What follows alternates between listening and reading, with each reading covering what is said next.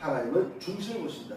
여러분의 마음을 보는 거예요. 여러분의 마음판을 보는 것입니다. 여러분의 마음이 얼마나 아름다운지, 여러분의 마음이 얼마나 예쁜지, 아름다운 열매들로 가득가득 심어져 있는지, 여러분의 마음에 얼마나 존귀한 종자들이 심어져 있는지를 보는 거예요. 악한 종자, 선한 종자, 유익한 종자, 나쁜 종자들이 우리 마음판에 막 심겨졌어요. 알게 모르게 사람 살다 보면은 여러 가지 종자들이 막 심겨집니다.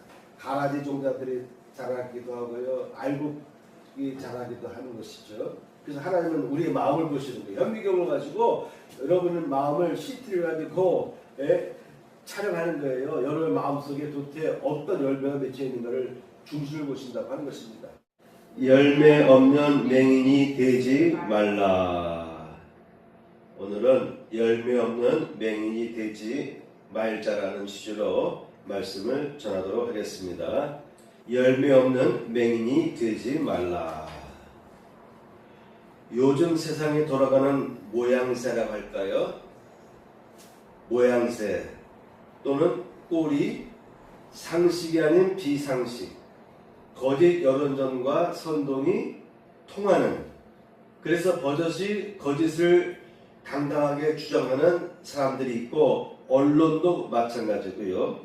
국가 권력자들 또한 정치인들이 이제는 한 나라뿐만 아니라 전 세계에 걸쳐서 온 세상에 영향을 미치는데 세상을 어지럽히고 혼란을 가중시키고 있습니다.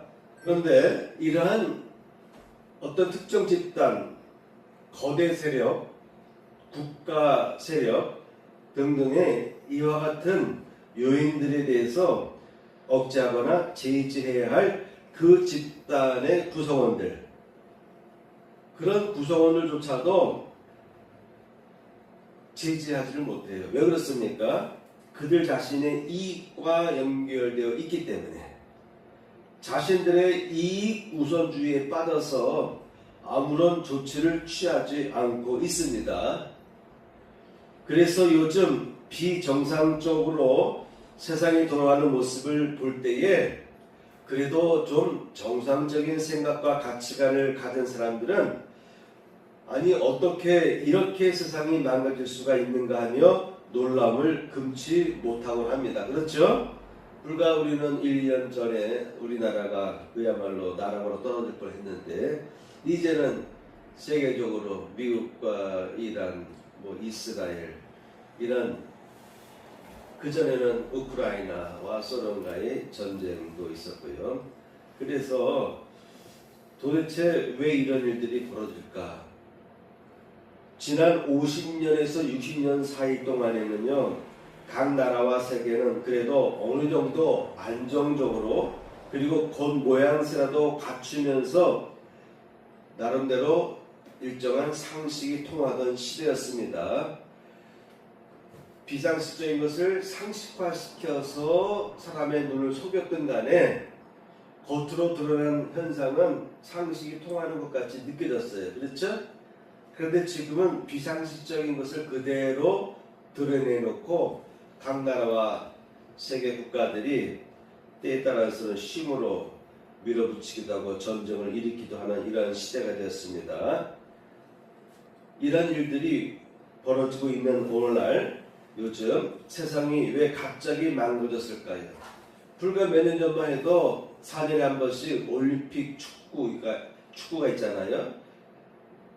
그리고 올림픽 대회가 있고 월드컵 대회가 있고 2년마다 아시아에서는 아시안컵인가 아시안 올림픽도 있고 아시안컵도 있었고, 그렇게 해서 2년 주기 4년 주기로 각 나라마다 건전하게 국가의 앞섬에 대한 체력적인 그러한 것을 합리적으로 드러내놓고 온 국민들이 전 세계가 거기에 집중해서 같이 즐거워하고 도전하던 그런 시대가 불과 몇 년 전까지는 있었잖아요.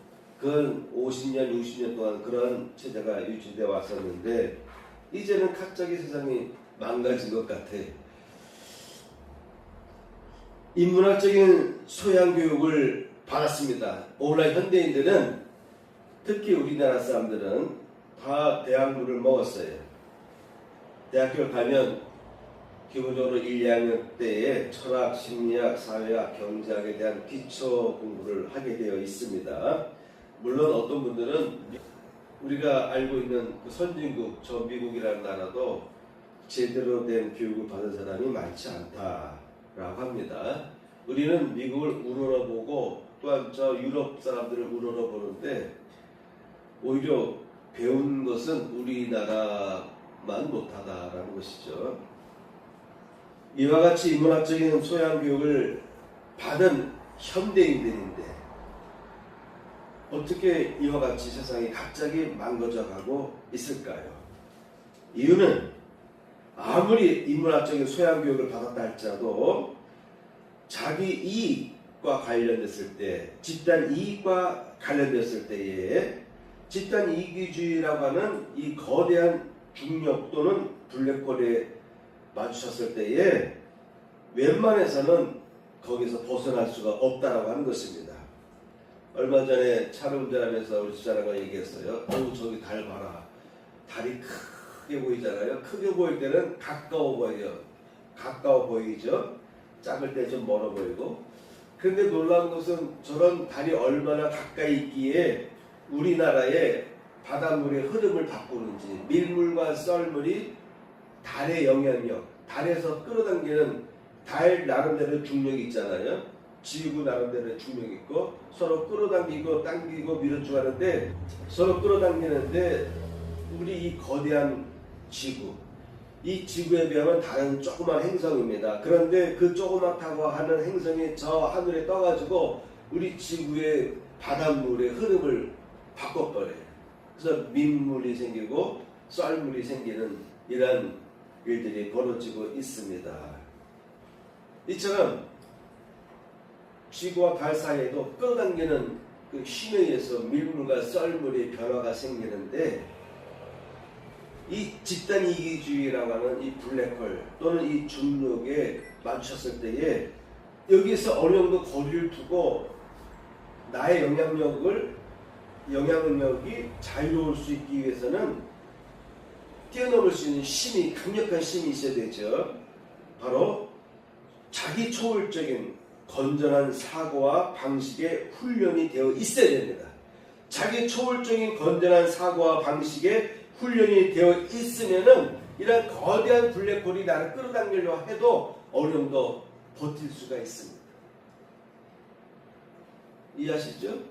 만일 로켓가 달이나 화성에 도착했다고 생각해보세요. 다시 이들이 돌아오려면 다시 쏴 올려서 달이나 화성에서 나름대로 당기는 중력이 있을 거예요. 그 중력을 벗어나기 위해서 엄청난 에너지를 발사해서 또다시 지구에서 로켓 쏘듯이 달이나 화성에서 또한 에너지를 발산해서 그 중력을 뛰어넘어야 되는 거예요.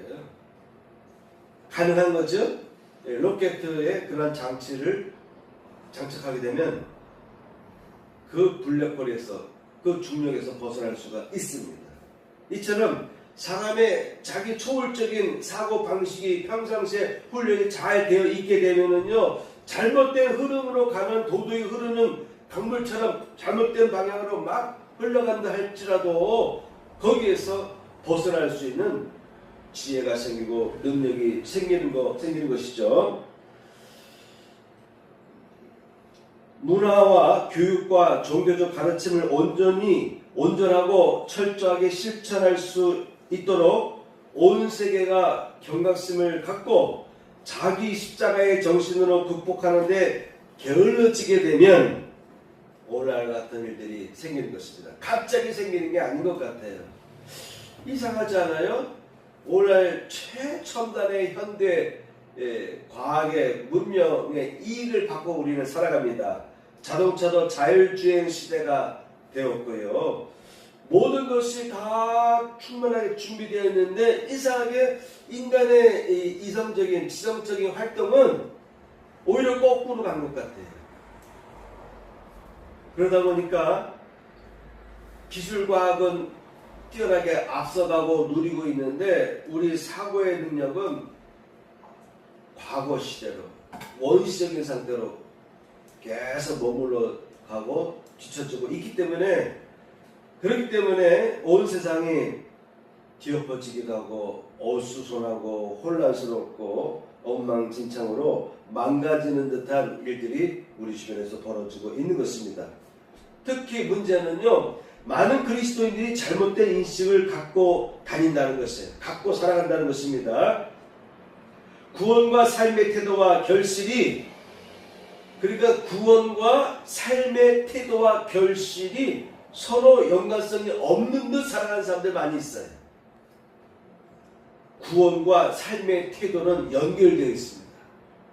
오늘날 교회에서 바로 구원과 삶의 태도와 결실이 서로 상호 연결되어 있다는 것을 강조하지 않고 교육시키지 않을 때에 이러한 폐단이 생길 수가 있는 것입니다.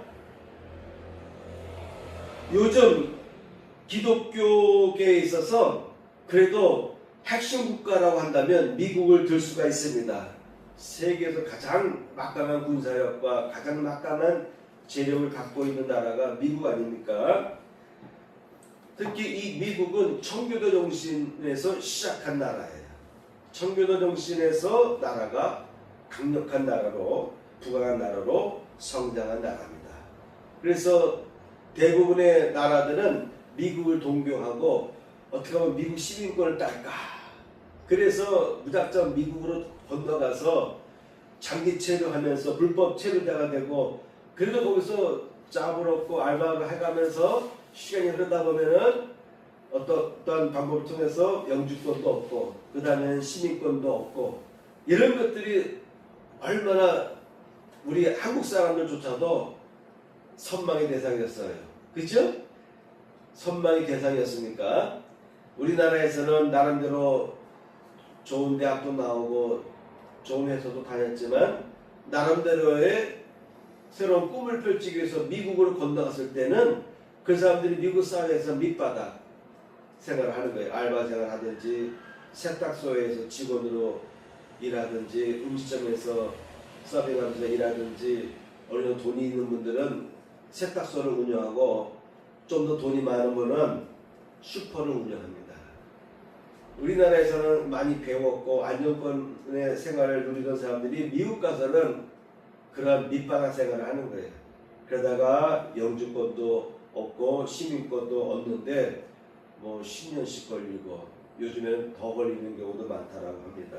이렇게 전 세계 사람들이 미국을 동경하고 선망하고 미국 시민권을 갖고자 노력을 하는 거예요. 근데 요즘에 이제 제 친구 목사님 얘기 들어보면은 전 세계를 돌아다니는데, 전 세계 문제 생길 때마다 비가 오거나 홍수 오거나 뭐 난리가 났을 때 구제활동한다고 전 세계 돌아다니는데, 그 친구는 미국 영주권만 갖고 있어요. 가족들은 다 시민권을 갖고 있는데 본인은 영주권만 갖고 있어요. 왜 그러냐 했더니 나는 은퇴하면 우리나라 돌아올 것이다 라고 그래요. 그래서 왜 그런가 했더니 우리나라처럼 살기 좋은 데가 없대요. 생활비도 저렴하고 여권도 우리나라 여권이 미국 여권보다 더 위래. 만일 저 남미, 북미 이런 데를 미국 시민권을 가지고 지나가려면요 아주 애를 먹는 일들이 많대요. 일부러 붙잡아 놓고 어떤 문제를 들먹이면서 힘들게 할 수가 있어요. 그런데 한국 여권으로 가면은 남미든 북미든 아프리카든 유럽이든 어디든 가도 그냥 거의 프리페이스 하듯이 그렇게 대우가 좋대요. 이렇게 세상이 바뀌었어요. 이처럼 불과 몇십 년 전만 해도 우리나라 사람들은 미국 가는 것이 소원이었어요. 미국 가는 것이 소원이었어요. 다 버리고 신문과 모든 걸 다 버리고 미국 가봐야 밑바닥 생활인데 청소부를 하든지 그릇 닦기 한다든지 서빙 한다든지, 좀 나아지면 세탁소를 조그만 세탁소를 운영한다든지, 좀 더 여유가 있으면 슈퍼 운영하는 것인데, 그런데도 그렇게 선망의 대상이 미국이었습니다. 그런데 지금은 미국이 어떻게 돼가고 있어요? 전 세계로부터 손가락질 당하고 있잖아요. 그런데 미국 안에 개신교가 있고 또한 캐톨릭도 있는데 미국이 잘못된 방향으로 나가고 있으면은 그 많은 국민들 중에서 나름대로 저지를 해야 되는데, 물론 많은 국민들이 전쟁을 반대하긴 하지만, 그렇지만 국회의원들을 할까요? 뭐 주지사 뭐 이런 사람들, 의원들, 상원, 하원 이런 사람들 보면은 당의 이 관계 때문에 이걸 벗어나지 못하잖아요. 우리나라도 마찬가지죠. 당의 끌고 가는 방향으로 벗어나지 못해요. 미국도 마찬가지예요. 여기서 문제되는 것은 그렇게 우리가 선망 대상이던 미국, 그래도 제도적인 걸 보면요 우리나라보다 앞섰습니다. 여전히 앞섰어요. 그런데 오늘날 세상에 돌아가는 걸 보니까 미국 안에 있는 크리스찬들은 도대체 뭘 하는지, 그런 크리스찬들 시민의 표를 얻어서 당선된 의원들, 하원들과 상원 의원들은 도대체 무엇을 하는지, 나라가 잘못돼 나가면 제재할 수 있어야 되는데, 리더가 잘못돼 나가면 불이익을 걸어줄 수 있어야 되는데 집단 이기주의에 갇혀가지고 벗어나지 못하는 그 중력 블랙홀을 벗어나지 못하는 것입니다. 과감하게 때에 따라서는 의원직도 버릴 수 있어야 되고 상원직도 버릴 수 있어야 되는 그런 의로운 사람들이 적어도 크리스찬들 가운데는 있어야 되는데 그것이 안 되니까 세상이 지금 어렵습니다. 바로 성경을 제대로 가르치지 않고 배우지 못한 탓인 것이죠. 그저 교회만 있는 거예요. 교회에 사람들만 많이 모일 뿐이지 그들의 의식 세계 속에는 정상적인 사고 능력이 결여되어 있어요. 한국이든 미국 사회든 영성이랄까요, 인격이랄까요, 사고 능력에 있어서 이 부분은 떨어지는 거예요. 사고 능력은 떨어져가는 것이 오늘날 현대 크리스찬들의 문제가 되는 것입니다. 왜? 교회에서 제대로 가르치지 않고 교회에서 배우지 못하고 자라기 때문에 그렇습니다. 이런 그릇된 바탕에 더하여서 이기적인 욕심과 욕망이 한데 어우러서 그 파급 효과가 세계 곳곳에서 지금 나타나고 문제적으로 나타나고 있는 것입니다. 자, 오늘 제가 준비한 말씀은요, 구원과 삶의 결실은 연결되어야 된다는 것을 제가 강조하기 위해서 말씀을 준비했어요. 그래서 오늘 베드로 후서 1장 1절에서 10절까지의 말씀을 본문으로 정한 것입니다. 오늘 본문에 따라서 저는 이와 같이 말씀을 준비했어요. 첫째, 생명과 경건에 속한 모든 것을 주셨다. 하나님은 생명과 경건에 관한 모든 것을 주셨다. 첫째는 그의 신기한 능력으로, 주부에 제가 다 표기해놨습니다. 그의 신기한 능력으로 자기의 영광과 덕으로, 하나님은 우리에게 그분의 신기한 능력으로 그리고 자신의 영광과 하나님의 덕으로 우리를 부르신 일을 알게 해주셨다는 것입니다. 우리를 부르신 일을 알게 함으로 인해서 우리에게 생명과 경건에 속한 모든 것을 하나님은 주셨다고 하는 것입니다. 두 번째, 보배롭고 지극히 큰 약속을 주셨습니다. 보배롭고 지극히 큰 약속을 주셨다고 하는 것입니다. 그래서 우리 크리스찬들은요, 정욕 때문에 세상에서 썩어질 것을 피하여서 신의 성품에 참여하는 자가 되어야 된다고 하는 것이에요. 보배롭고 지극히 큰 약속을 주셨는데 이는 정욕 때문에 세상에서 썩어질 것을 피하여, 정욕 때문에 세상에서 썩어질 것을 피하라고 하는 것이죠. 그리고 오히려 신의 성품에 참여하는 자가 되게 하려고 이런 큰 약속을 주셨다. 신의 성품이에요. 신의 성품, 하나님의 성품, 그리스도의 성품에 참여하는 자가 되게 하려고 우리에게 큰 약속을 주셨다라고 하는 것입니다. 정욕 때문에 세상에서 썩어질 것을 피하라. 세상 것을 피해야 됩니다. 세상 것을 피하되 신의 성품에 참여하는 자가 되게 해야 된다고 하는 것입니다. 사도 바울도 이와 같은 선상에서 얘기를 하죠. 그리스도의 장수한 분량에까지 도달하라. 우리가 도달해야 될 단계는 그리스도의 단계까지 가야 된다는 거예요. 예수님 구원자가, 우리는 인간이니까 나와 예수님은 다르다고 생각하는데 아니라는, 구원받은 사람은 예수님의 단계까지 올라가야 된다고 하는 것입니다. 그래서 베드로는 신의 성품에 참여하는 자가 되게 하려고 한다라고 강조했습니다. 이 부분에 있어서 우리가 깊이 들어가야 돼요. 신의 성품은 무엇이냐? 우리가 그저 아바 하나님을 외치고 찬양하고 예배드리고 고상하게 신앙생활하면은 그러면 우리가 신의 성품에 속한 것이냐? 아니다 이거죠. 교회는 하나의 뭐라 말할까요? 인큐베이터랄까요? 어머니의 태와 같은 것이에요. 그러나 어머니 태에서 10달 동안 잘 자라고 나왔어도 이 나온 생명체가 어느 정도 건강을 유지하기까지는 100일 돌 그리고 최소한 3, 4세 이상은 되어야 어느 정도 엄마 아빠의 말을 조금 알아듣고 생활할 수가 있어요. 기어다니고 걸어다니고 간단한 심부름 시키면 갖고 옵니다. 3, 4년 되어야.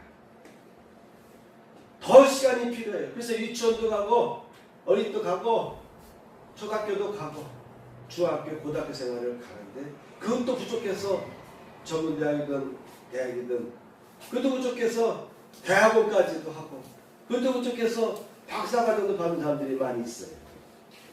이처럼 우리가 교회에 오는 것은 어머니 태 속에 있는 것이에요. 여기서 자양분을 어머니 태 속에서 자양분을 잘 받고 숨을 쉬면서 있지만 우리가 바깥으로 나갔을 때 바깥에 나가서 정상적인 생활을 하려면은 끊임없이 가정에서 3, 4세까지 또는 초등학교, 중고등학교 과정까지 계속 가정에서 돌봄을 받으면서 자라나야 되는 것입니다. 바로 우리 크리스찬들이 이 부분이 약한 거예요. 이 부분이 약한 것입니다. 신의 성품까지 가야 되는 것이죠. 세 번째, 아름다운 열매를 맺으라입니다. 너희는 더욱 힘써라. 나 사도 베드로는 너희에게 권하는데 아름다운 열매를 맺기 위해서 더욱 힘쓰는 자가 되라고 베드로는 강조하고 있어요. 그렇다면 이 아름다운 열매는 무엇이냐? 첫째, 오늘 본문에 보니까 너희 믿음에 라고 되어 있어요. 그러니까 믿음은 바탕이에요. 기초예요. 바운더리. 대부분 크리스찬들이 이 믿음에 머물러 있는 거예요. 믿음만 있으면 된다. 믿음만 있으면 구원받는다. 믿음으로 인해서 구원을 받지만 이것은 하나의 스타트 하는 첫 관문에 불과한 것이죠. 그래서 베드로가 말합니다. 더욱 힘쓰는데 너희의 믿음에 덕을 더하라. 덕을 더하라. 그러니까 크리스찬이 됐으면은 덕 있는 사람이 되어야 되는 거예요. 유교 생활하기 때문에 덕을 쌓고 어디 일을 배우는 것도 중요하지만은 우리 크리스찬들은 그런 생각과 무관하다고 생각하기 쉬워요. 아니다 이거죠. 베드로가 말하는 거예요. 믿음에 덕을 쌓아라. 그러니까 크리스찬 하면은요 덕 있는 사람이 돼야 돼. 크리스찬 하면은 믿음 있는 사람이야, 교회 가는 사람이라고 하는데 이거는 첫 단계밖에 안 되는 거예요. 응하고 태어난 거예요. 여기에서 우리가 세상에 나가서 어느 정도 활보하기 위해서는요 덕을 쌓는 사람이 돼야 된다. 그러니까 내가 가는 곳마다 덕이 흘러나와야 돼요. 덕의 향기가, 덕의 냄새가 흘러나와야 됩니다. 두 번째, 그 덕에다가 거기에 머물지 말고 덕만 있으면 안 되는 거예요. 덕만 있으면 안 됩니다. 남에게 인자하고 남을 포용해주고 이런 덕 있는 삶을 사는 것도 중요하지만 여기에다가 지식을 더하라고 베드로는 강조하고 있습니다. 그 다음에 세 번째, 지식의 절제를 라고 했어요. 사도 바울이 사랑은 무엇이냐? 절제하는 것이다. 사랑하기 때문에 절제하는 것입니다. 사랑이 있기 때문에 화를 내려고 하다가도 참는 거예요. 여러분, 우리 크리스찬의 여기서 덕목의 중요한 게 뭐냐면 절제 능력입니다. 이 절제 능력이 부족해지면 사회 나가서도 망가지는 거예요. 무너지는 거예요. 이수인 장군이 그가 매번 싸울 때마다 이겼던 것은 그는 기다렸잖아요. 기다렸어요. 끝까지 기다렸어요. 내가 이길 수 있는 단계에 될 때까지, 모든 여건이 갖춰질 때까지, 환경 조건이 형성될 때까지 기다리고 일본군이 올 때까지 기다렸어요. 그래서 이길 수가 있었던 것입니다. 우리 크리스찬들도요 절제하는 능력이 없으면 안 되는 거예요. 사고 싶다고 해서 자꾸 사들이면은 그 사람 언제 돈 벌겠어요? 화낼 때마다 화를 내는 사람이 있어요. 다혈질. 많은 사람들이 말합니다. 아니 저거는 원래 다혈질이라서 그래. 그건 좋게 말하는 거예요. 물론 다혈질 사람은 그때만 확 내고 시간이 지나면 잊어버려요. 그러나 내가 화를 냈다는 것이 상대방의 마음에 꽂혀서 비수가 돼서 상처가 돼서 상대방의 마음을 찌르고 가르고 병들게 하는 그것을 몰라요. 나만 그냥 화 풀면 되는 거예요. 여러 면에 있어서 우리 크리스찬들은 절제 능력이 있어야 된다라고 베드로는 강조하고 있습니다.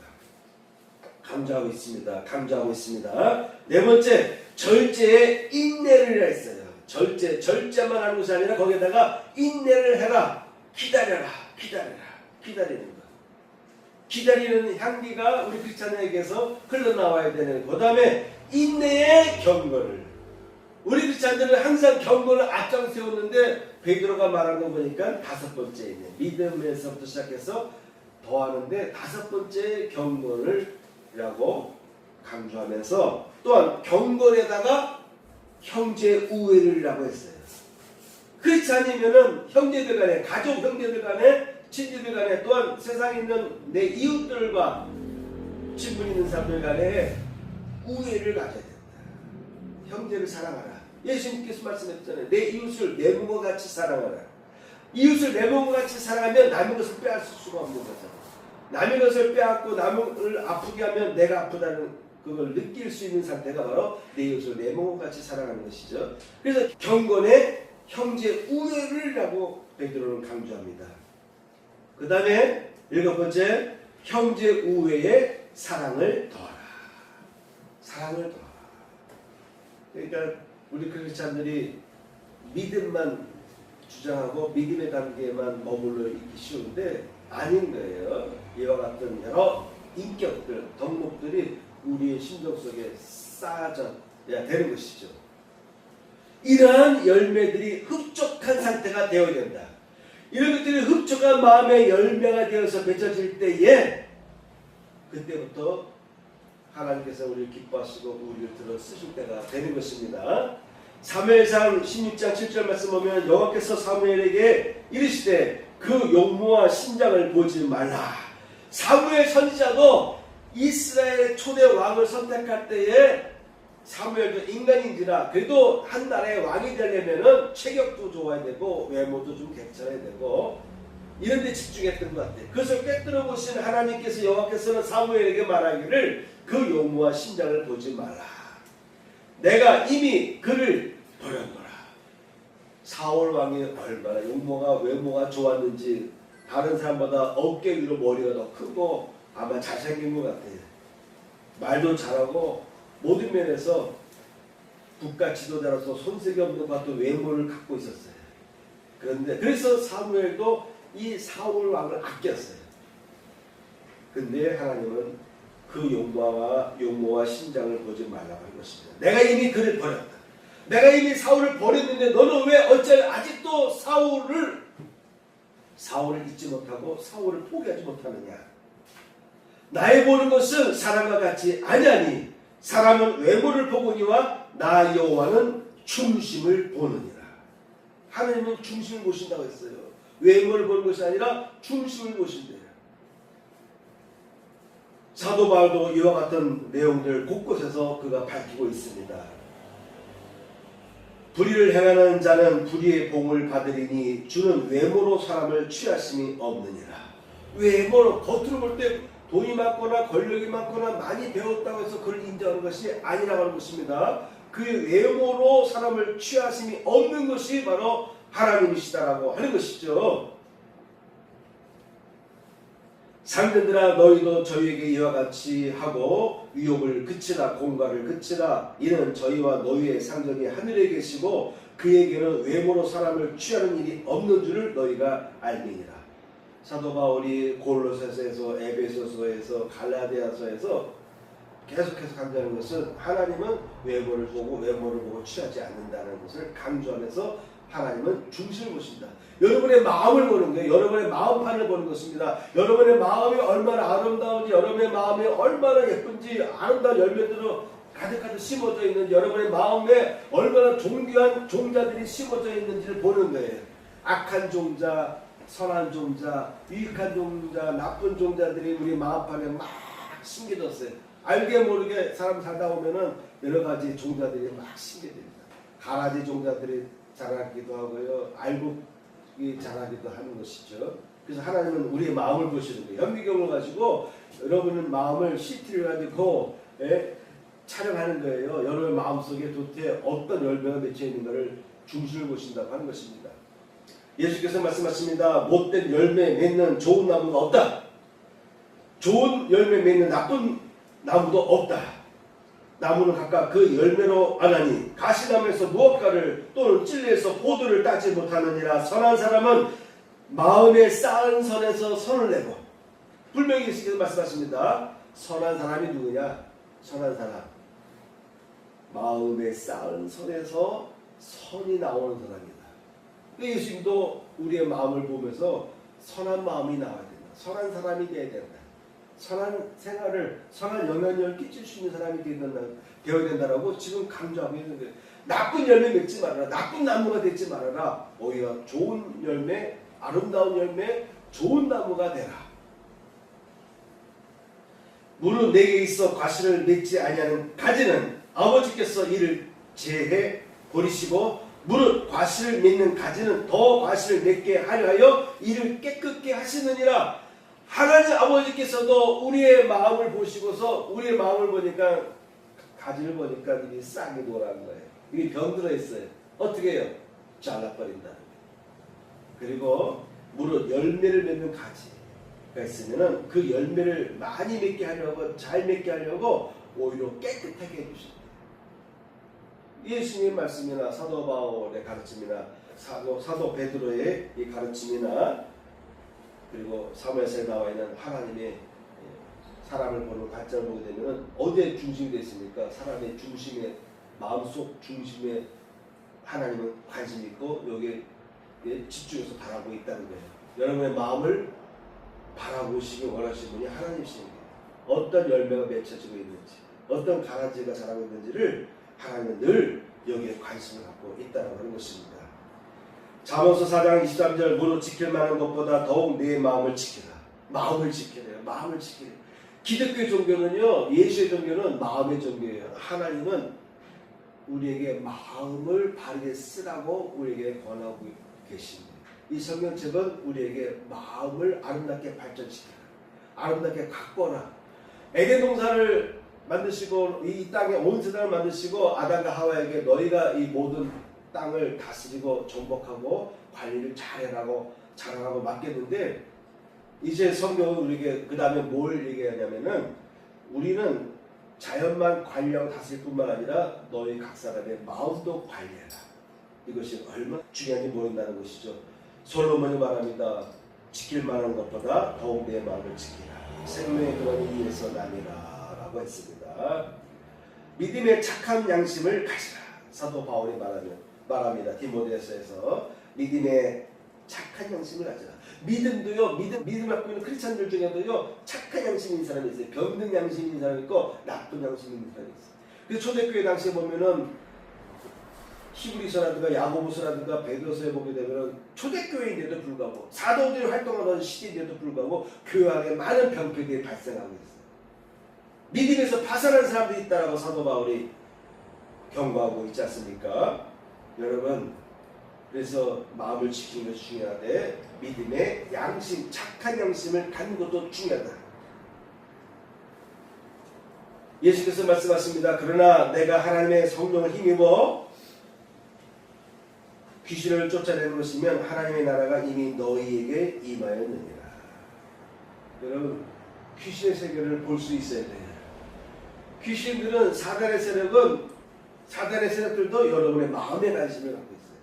하나님도 우리의 마음에 관심이 있고요, 귀신도 사단의 세력도 우리의 마음에 관심이 있습니다. 마음을 무너뜨리면 사람을 파괴할 수가 있잖아요. 마음을 무너뜨림으로 인해서 그 사람을 죄의 길로 끌고 갈 수가 있잖아요. 그래서 솔로몬도 내 마음을 지키라고 했고, 예수님께서도 말씀하시기를 귀신을 쫓아냈으면 하나님의 나라가 이미 너희 마음 안에 이미 임했다. 너희 몸과 마음에 하나님의 나라가 이미 임했다라고 말씀하고 계신 것입니다.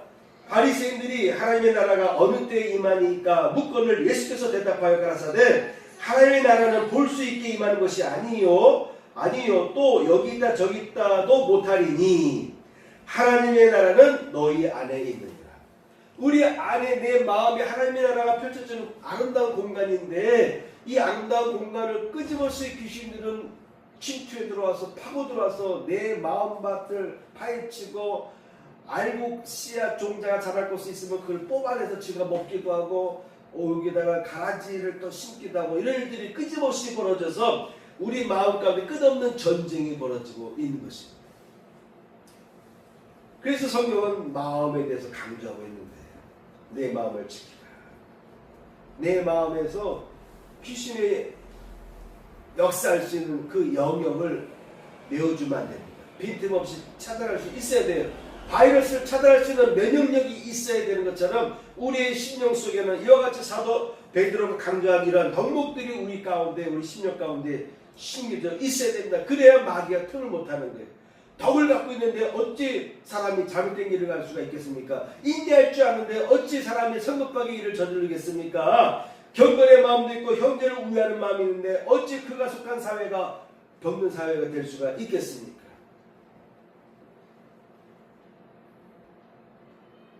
마귀는 귀신은 우리의 마음에 관심이 있다.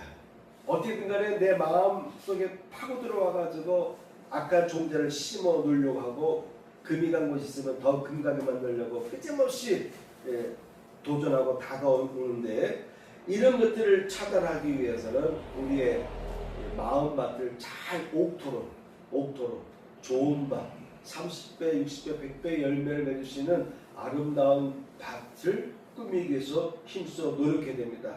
베드로는 말합니다. 열매 없는 자가 되지 말라라고 하는 것입니다. 끝으로 마지막 부분을 보면은 이어서 보겠습니다. 네 번째, 이런 것이 없는 자는 맹인이라. 이런 것이 없는 자는 어떻다고요? 맹인이다. 맹인이라. 9절 말씀이죠.